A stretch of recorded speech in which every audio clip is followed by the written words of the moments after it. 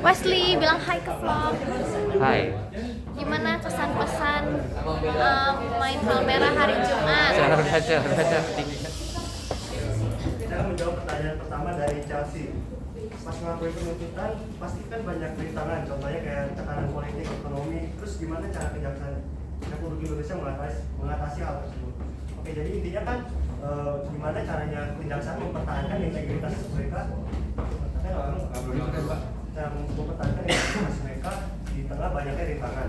Oke, jadi Kejaksaan pasti memiliki pedoman etika atau kode etik yang tegas sehingga mereka dapat mempertahankan integritas mereka. Selain itu, peran Kejaksaan juga para jaksa juga mendapatkan pengawasan atau diawasi, serta mereka juga bisa melakukan aduan jika ada tekanan atau intervensi yang dianggap mencurigakan. Selain itu, kembali lagi ke pribadi jaksa masing-masing, apakah mereka memiliki komitmen supaya menjalankan kasus-kasus dengan berlandasan undang-undang dan hukum atau tidak. Ya. Jadi ada kode etiknya ya atau standar operasional prosedurnya ya. Benar ya. Yang bertanya tadi siapa itu? Chelsea. Oh.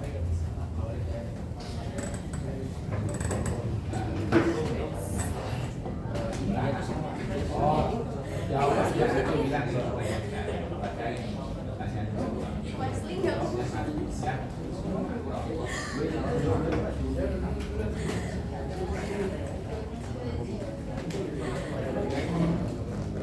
Masih nyambung sama yang tadi ada gitu. Iya. Tapi beda pertanyaan kan? Oh, boleh. Kan dia dengar nanti. Tadi kita tanya sama Chelsea. Beda ya. Emang.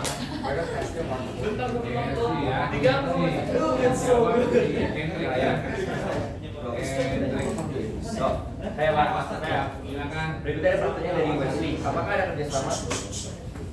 ada kerjasama kejaksaan dengan instansi lainnya? Nah, pertanyaan ini berhubungan dengan pertanyaan ini.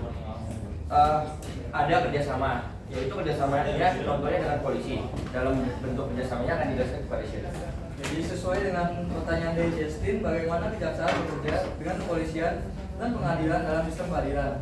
Jadi sebenarnya kejaksaan itu ada kerjasama dengan kepolisian dalam proses penyelidikan dan pengumpulan bukti.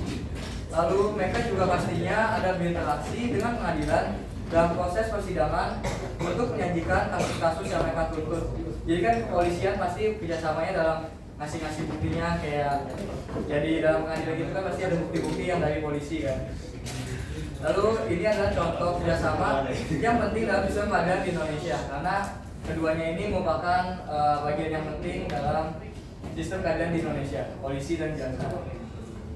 Jadi hanya kaitannya dengan polisi dan kejaksaan aja gitu ya. Karena pertanyaannya tentang kepolisian, jadi saya jawabnya.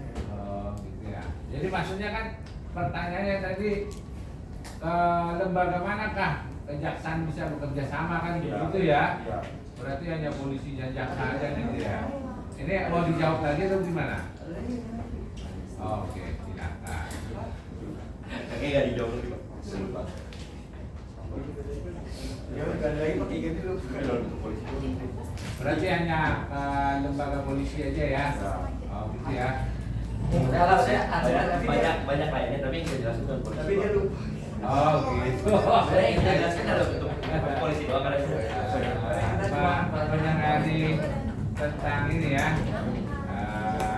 kasus ya. Ya, tapi memang ini harusnya kamu bedakan tadi. Ini dalam menuntut yang benar polisi. Tapi kalau misalnya kan jaksa tidak cuma menuntut tadi kan, untuk pelayanan masyarakat tadi ada juga kan, supaya orang-orang tahu tentang hukum kan tadi. Jadi itu maunya kalau menjelaskan itu lembaga apa yang mau di kerjasamanya gitu maksud saya. Ya. Oke, benar kalau tentang penuntutan orang hanya polisi temannya, benar itu. Nggak boleh yang lain karena yang nuntut kan dia sama polisi. Kalau lembaga lain nggak boleh, itu yang punya wewenang. Tapi kalau misalnya bukan bidang pidana, bidang yang lain, karena ada tadi ini kan tadi kamu katakan coba tunjuk bukan dulu selainnya tadi ada itu. Tugas dan wewenangnya ada tadi saya baca itu kamu tampilkan tadi ya. Oke, ini bisa dites ya tesnya. Boleh yang lain sama polisi yang bekerjasama. Boleh, kan polisi dulu yang memeriksa, baru nanti ini.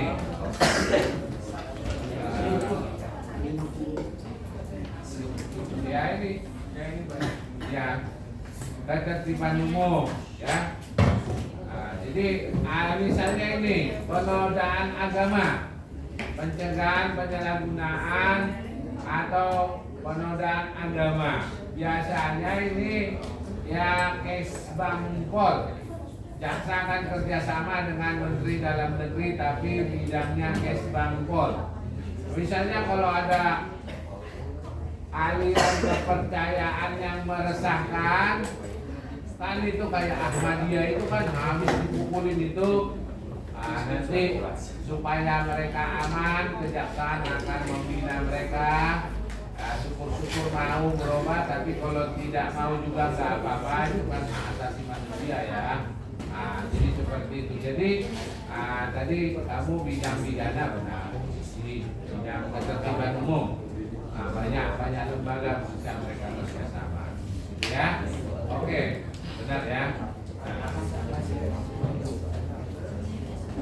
Tadi si Kendrick Kigen ngasih sedikit tanggapan ya Kigennya. Sen sama pertanyaan Kigen jawab berdua sih pertanyaan. Pertanyaan dia cuma apakah ada kerjasama dengan instansi Kendrick sama Kigen ya. Oke. Tadi Kigen nggak jawab apa-apa. Nah, saya Jelasin pertanyaan. pertanyaan saya ini cuma kayak apakah ada kerjasamanya antara lembaga agama, Saya jelaskan polisi yang kita polisi itu Ayo lanjut pertanyaan yang lain ya. Dari Nicolet nih, apa dampak dari kasus Jaksa Pinangki terhadap sistem peradilan di Indonesia? Jadi kasus Jaksa Pinangki ini menunjukkan adanya kerentanan dalam sistem peradilan Indonesia. Dan hal ini memicu perdebatan tentang reformasi peradilan dan penegakan hukum. Apanya itu aja. Jadi tambahin lah. jadi gini, Keren, kan? di kasus itu kalau Jaksa Pinangki itu dihukum 10 tahun. Terus dipotong menjadi 4 tahun. Hal ini katanya alasannya adalah ada lagi ibu dari anak satu, sehingga hal ini jadi bikin masa tahanannya dipotong. Terus ada juga dia beralasan kalau dia udah melakukan hak dan kewajibannya dengan baik di dalam tahanan. Ya gitu. Kelakuan baik gitu ya. Ya, berlakuan baik. Tapi itu mencoreng nggak ke jaksa? Jelas. Kemarin sangat mencorengnya. Iya jelas. Jadi kejaksaan kita ini apa yang pasang surut ya, sebentar baik, sebentar kurang baik ya. Kalau 8 triliun baiklah dia, ya. Kalau Pinangki sangat mencoreng ya. Oke, benar ya. Oke. Tadi pertanyaan siapa itu? Dari Nicolet. Nicolet ya. Nicolet sama Aurelius ya, Aurelius ya. Aurelius. Nicolet. Tapi jangan itu ya. Nicolet.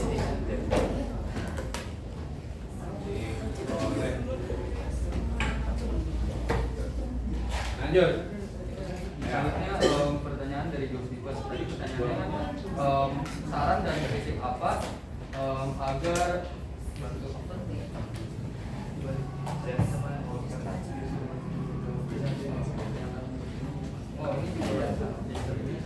pertanyaan dari Josifus sama Jason. Baca. Gimana menurut kalian apa cara yang baik untuk mengurangi atau mengurangi terjadinya kecurangan dalam putusan atau pelanggaran dalam putusan? Nah, jadi kalau saran dari kami kan sebenarnya pelanggaran itu bisa terjadi kapan saja, di mana saja. Dan itu kan tidak bisa dihindari loh. Nah, Jadi ya kalau misalnya dari kami sebaiknya dilakukan pengawasan yang lebih ketat dari pihak pengamanan, misalkan seperti Polri. dari internal sendiri jaksa nggak ada pengawasannya. Kalau antar lembaga ini kan apa ya? Kurang enak kan. Artinya biasanya dari kejaksaan sendiri juga punya pengawas juga ya. Nah, jadi jangan langsung ke polisi. Ke polisi kan main tangkap, ya. Nah, jadi seperti itu biasanya jaksa juga ada pengawas kejaksaan. Ya. Nah, jadi seperti itu. Oke, Aurelius kan. Edward Johan ya. Edward Johan menjawab pertanyaan siapa, ada dua tadi Bapak. Penguatan dikit kan itu, penguatan itu kan buat kesalahannya kan. Jadi mungkin kedepannya kejaksaan Indonesia bisa lebih ketat lagi dalam proses seleksi anggotanya. Karena kan juga kalau setahu saya pas masuk itu bakal ada sumpah pada kitab suci ya Pak. Ya. Ya jadi ya semoga kedepannya para SDM sumber daya manusia kita bisa lebih baik lagi. Jadi artinya mereka harus tahu sumpah jabatannya gitu ya. Oh iya, harus dengar terus. Kalau nakal aja ya. Oke, mesin ya Pak. Tadi tuh, taruh. Saya nilai dulu nanti Pak. Tar ya. Edward Johan. Mana tadi? Oke, udah.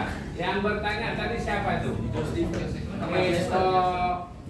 Nicolet dengan Jesslyn. Benar nggak? Siapa? Justin udah aja, Nicolet udah Justin. Yang tadi Justin. Bukan itu yang dijawab Edward pertanyaan Justin siapa? sama Justin.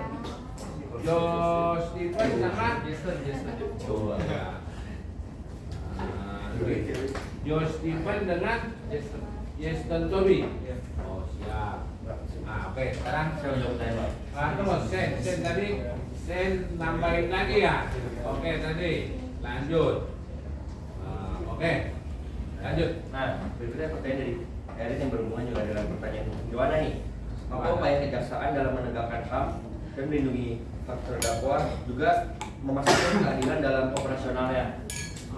Itu kejaksaan itu harus turut hadir dalam persidangan untuk memastikan apakah berjalan dengan adil dan mengikuti sesuai prosedurnya. Lalu yang kedua, ada kejaksaan harus memastikan bahwa yang terdakwa mendapatkan hak untuk mendapatkan pengacara. Yang ketiga adalah kejaksaan juga harus menilai apakah kasus ini layak disidangkan atau tidak. Ya.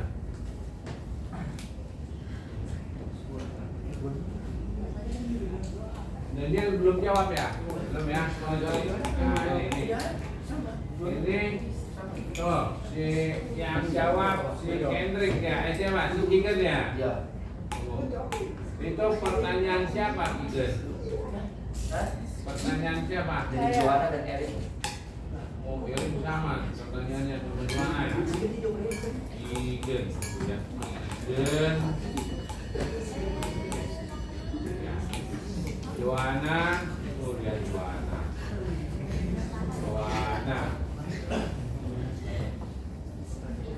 Erin, ya, silakan ya. Erin Wijaya ya. Iya. Oke, ini. Oke, lanjut. Saya mau jawab pertanyaan oleh Jonathan. Depan sini. Ya, kita angkat. Coba, ayo, silakan. Pertanyaan dari Jonathan, salah satu faktor yang menyebabkan Joanna lagi nih. Jonathan. Oke, Jonathan. yang menyebabkan penyalahgunaan kekuasaan jaksa adalah kekurangan pengawasan. Kalau gitu, tindakan apa yang dilakukan pemerintah untuk meningkat pengawasan? Oke, lanjut. Satu itu dapat menerapkan sistem pengawasan internal pemerintah yang dilakukan dengan membangun untuk mereka melapor apa yang mereka lakukan. Terus ada penyusunan sistem whistleblowing untuk orang melaporkan adanya kejadian korupsi atau penyalahgunaan yang dilakukan oleh jaksa.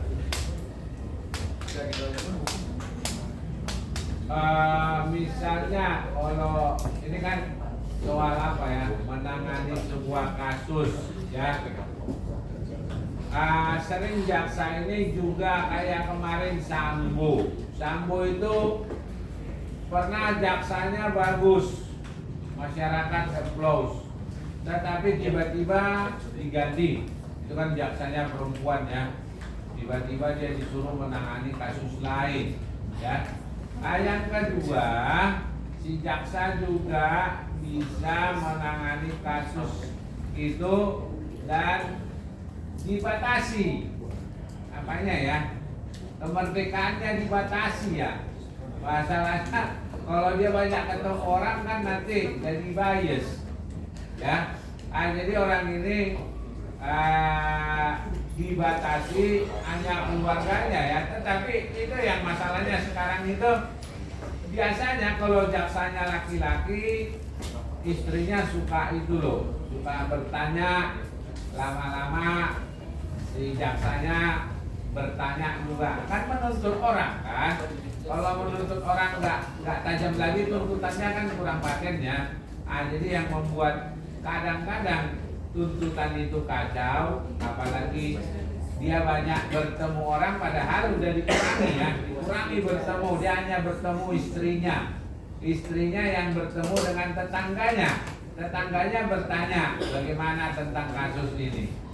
Istrinya nanya ke si jaksanya jadi lemah pertanyaannya.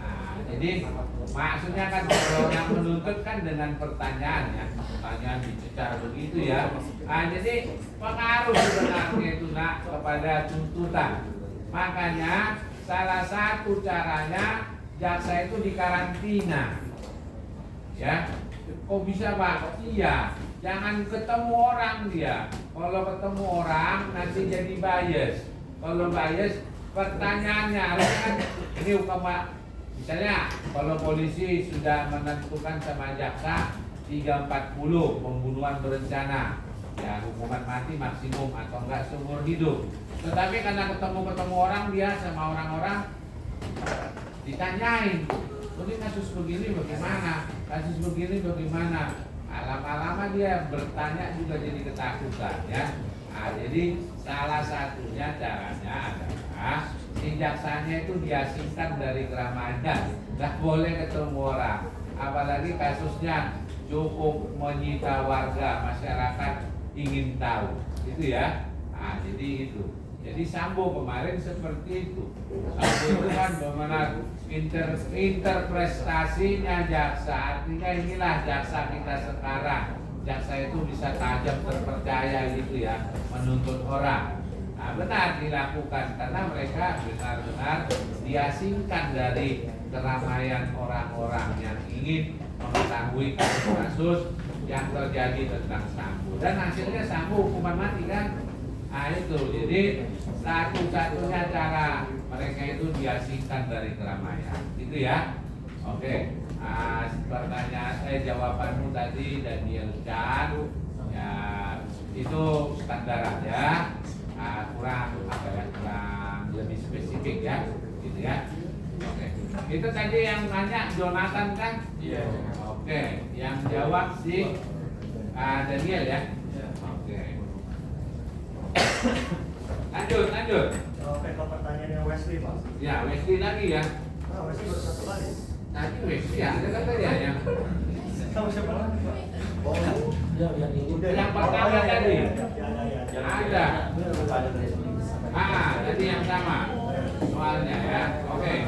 Daniel dan ya. Lanjut ya. Jadi pertanyaan itu tadi katanya di kejaksaan itu ada pengawasan. Pengawasan apa saja yang ada untuk mengawasi kejaksaan di Indonesia? Ya. Jadi sesuai tadi Bapak sudah bilang, jadi kalau ada pengawasan itu ada pengawasan internal, jadi pengawasan dari dalam aparat kejaksaan supaya tidak langsung dari lembaga-lembaga lain. Jadi contoh pengawasannya itu mereka pasti ada aparat yang akan mengurus tentang apakah kejaksaan itu sudah melakukan kinerjanya dengan berlandaskan undang-undang atau hukum dengan betul atau belum.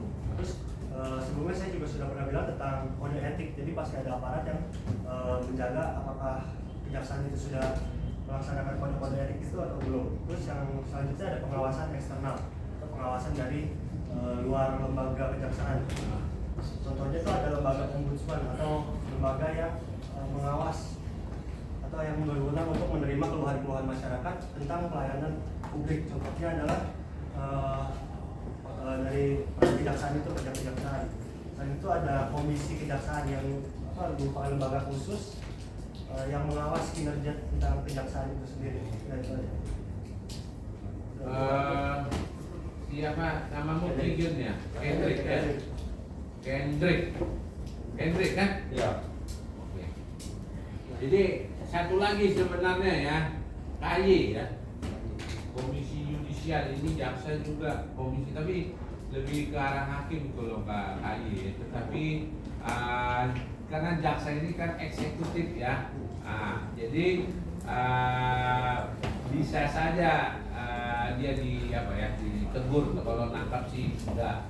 Ya, yang nangkap itu pasti polisi saja.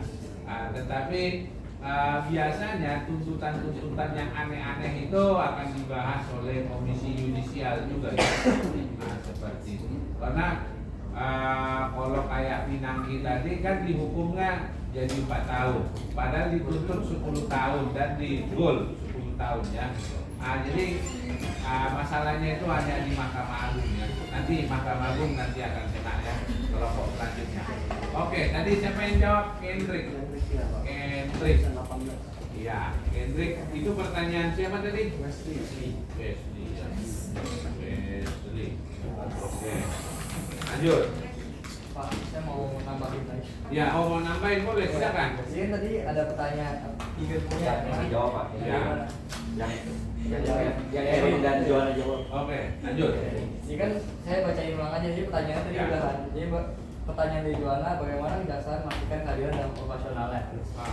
Jadi sebenarnya tuh kan pasti dari awal kejaksaan tuh udah komitmen kan Pak untuk ngejalanin operasionalnya, terus dengan dikasih juga pasti prinsip-prinsip kayak prinsip keadilan, independensi, objektivitas dan netralitas karena kan pasti harus netral kan. Lalu dari awal juga kayak Kendrick tadi udah jelasin juga, mereka juga pasti punya kode etik buat mengatur perilaku anggotanya atau untuk memastikan penegakan hukum yang adil dan tidak diskriminatif. Berarti seharusnya kejaksaan itu sudah dapat memastikan keadilan di pengadilan, namun ya karena seperti yang tadi itu ya masih ada penyalahgunaan kekuasaan dan lain-lain sebagainya. Jadi mungkin ya di Indonesia mungkin masih kurang ya.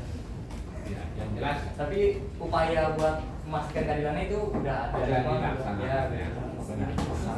Jadi sebenarnya kayak si Pinangki itu kan dari dirinya ya. Itu kan jaksa pidana khusus, dia khusus untuk orang korupsi. Malah dia yang disogokkan. Jadi apalagi Joko Chandra kan. Jadi seperti itu makanya tadi si Pinangki tadi itu kalau kita bilang salah ya tahu ya salah, cuma niatnya untuk memperkaya diri itu memang dari awal ada kan. Bayangkan BMW X4 ya cita dari rumahnya kan gitu ya. Itu gara-gara dia disogok ya. Oke, terima kasih Sen.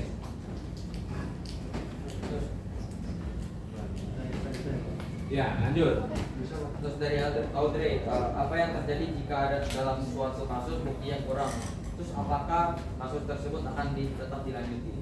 Jadi kalau buktinya kurang, ya pasti nggak bisa dilanjutin dong untuk kasusnya.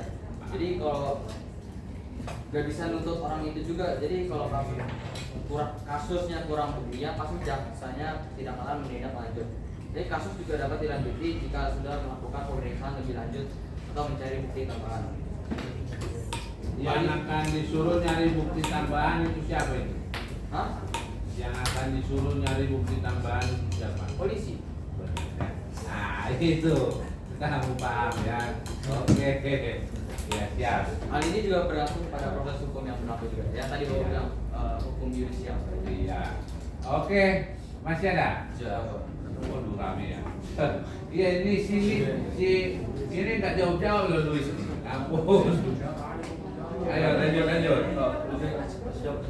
Jadi pertanyaan dari lagi Pak. Ya. Jadi pertanyaannya itu kira-kira gaji jaksa itu berapa sih sehingga mereka melakukan korupsi? Itu pertanyaan siapa itu? Jonathan Jangan jadi orang. Oke, lanjut. Ya. Sebenarnya sih gaji jaksa itu tergantung dari kayak levelnya gitu. Soalnya dari berdasarkan riset saya itu profesi jaksa ini tuh ada 4 golongan. Ya. Yang golongan 1, golongan 2, golongan 3, golongan 4. Jadi semakin kecil golongan itu semakin kecil gajinya. Jadi sebaliknya semakin besar golongannya itu semakin besar gajinya. Jadi sesuai dari riset saya kemarin itu gajinya awalnya dari 1 juta sampai 5 juta kalau saya. Ya, gajinya sama kayak PNS lah, tetapi mereka yang buat mereka itu tidak korupsi apa?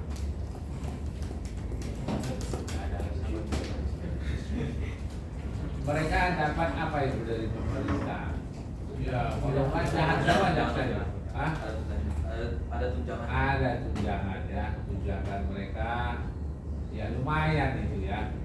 Jadi kalau misalnya golongan 3, golongan 4 jaksanya itu ya mungkin dikasih ya tunjangan rumah atau tunjangan yang lain ya. Jadi kalau enggak semua jaksa kita jahat pasti, karena dia nuntutin orang hukuman mati aja ini semua ini dikit-dikit ada kasus hukuman mati aja.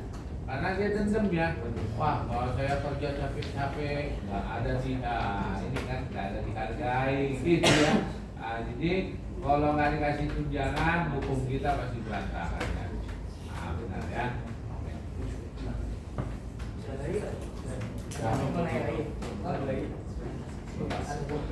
Masih ada? Ayo, Dari Robert, Pak. ya. Jadi pertanyaannya itu apa sih arti kata dari penyidikan dalam konteks kejaksaan tadi yang di tugas dan wewenang Ya. Jadi sebenarnya penyidikan itu hampir sama kayak penyelidikan. Tapi ya kalau penyidikan itu sesuai kalau dari riset saya itu menentukan kayak lakunya gitu. Apa? Menentukan pelaku gitu. Jadi kayak sama aja melakukan pengecekan tambahan gitu. Jadi bukti-bukti tambahan gitu proses Penyidikan dan penyelidikan itu apa bedanya? Kalau penyelidikan apa itu? Iya memang awalnya ada terjadi perkara, ya, dia akan datang ke tempat kejadian perkara, ya. Jadi dia akan mencari ini informasi, ini bukti-bukti apa segala macam, ya, tentang kejadian itu, ya. Tetapi kalau misalnya dituntut, ini kurang bukti, kalau kurang bukti orangnya pulang kan? Iya dipulangkan, polisi yang akan memulangkan dia. Kenapa ini kurang bukti kalian tangkap ini kan gitu. Sebelum itu terjadi dia lakukan lagi penyelidikan. Karena apa? Kan ada rasa kecurigaan ya. Maksudnya ya. Kalau curiga memang polisi sama jaksa itu tukang curigain orang ya wajar karena memang itu kerjanya kan gitu kan. Jadi kalau orang ini mencari sesuatu bukti-bukti masih kurang, cari lagi, gali, tanya ini barang bukti ya, bedakan barang bukti alat bukti ya. Barang bukti itu ya ini ya. Kalau CCTV itu alat bukti ya, alat bukti barang ya. Bukannya pas kejadian perkara itu dia mungkin pakai pentungan orang itu ya. Jadi ini barang bukti. Habis itu pakaiannya ya, biasanya kan pakaian apa segala macam itu baik pelaku dan korban kan itu nggak boleh dibuang juga ya. Jadi kalau misalnya dicari-cari nggak ada, nggak ketemu, ini tuntutan kan kurang. galilan informasi. Nah, jadi udah kuat nih, udah kuat, informasinya udah kuat. Bagaimana caranya supaya kalau 100% kan belum, karena pengadilan yang akan buat 100% orang itu memang pelakunya kan. Tapi mengarah ke 90% lah, ya, supaya orang itu bisa. Kalau penyidikan biasanya orang itu udah ditahan, udah jadi tersangka, ya. Nah, jadi seperti itu. Kalau penyelidikan dia masih balik ke rumahnya, dia hanya saksi, hanya ditanya-tanya, tetapi nggak menjurus. Ya.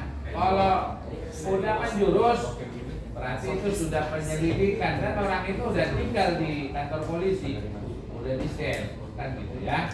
Nah, jadi seperti itu. Kalau misalnya kurang bukti, dicari memfinalkan, tapi nggak 100% ya. Tadi saya bilang itu akan berlaku apabila vonis hakim kan. Tapi kalau ini, oh kamu kira-kira kamu pelaku, masih kira-kira ya, karena kalau dibilang pelakunya nggak boleh, karena walaupun iya, ya, tapi kan persidangan yang akan menentukan itu jadinya dia memang apa tidak kan gitu ya. Jadi penyidikan tadi menggali lagi ya, benar ya, menggali lagi segala macam informasi ya, bukti-bukti ya yang ada di tempat kejadian tadi. Oke, si Luis ya. Itu pertanyaan siapa tadi? Robert. Oh, Robert saya udah kasih dulu. Oh iya. Ini berapa pertanyaan lagi? Satu lagi Pak. Ya lanjut ya.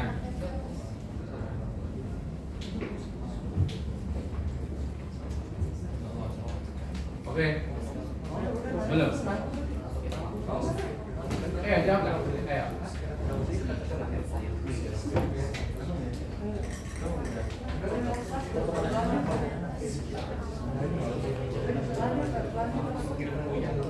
Jadi ditanya nih perbedaan hakim dan jaksa kerjanya apa? Bedanya. Ini yang nanya siapa itu? JK. Oh, Jonathan lagi ya. Dan menjadi itu ya. Kalau hukum ya nyari sembako deh nih.